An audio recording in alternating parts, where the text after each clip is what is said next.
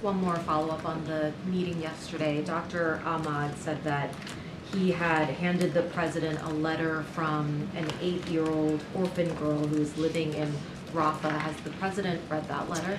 So I'm going to be really careful here. I'm not going to speak to contents of a private meeting. Just not going to do that from here.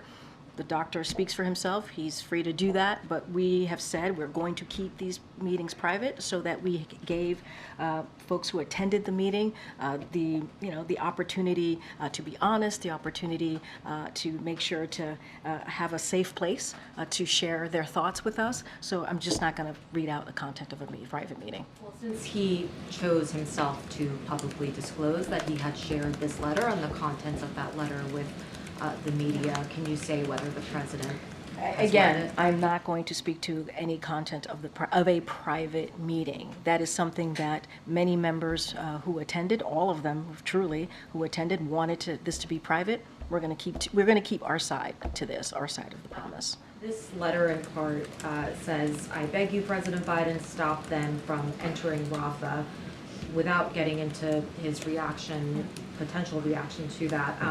Does the White House believe that Israel entering Rafah is something that President Biden can stop?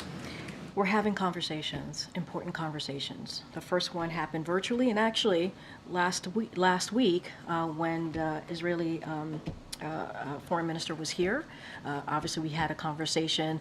Jake Sullivan, Secretary Austin, and others had conversations, and that involved the Rafah operations, or Rafah more broadly. And so it started then. There was a virtual conversation on Monday, and it's going to continue.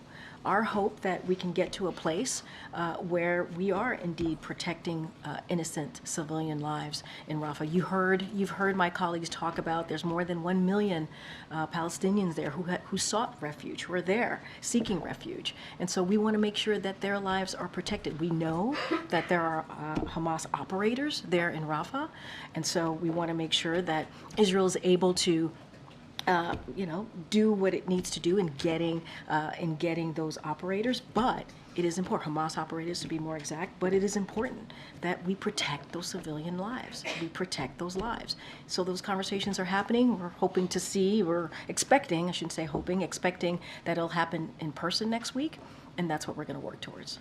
Just on the president's visit to Baltimore on Friday, do you know if he is going to the actual site of the collapsed bridge, and would he be willing to meet with family members of the workers that were killed? So I know there's a lot of interest in the president's trip on Friday. The president obviously is very much looking forward to going to Baltimore, being there for the people of Baltimore. You heard him say he's going to be there for as long as it takes to make sure that we make them whole again. We'll have more to share on what Friday is going to look like in the upcoming day or so.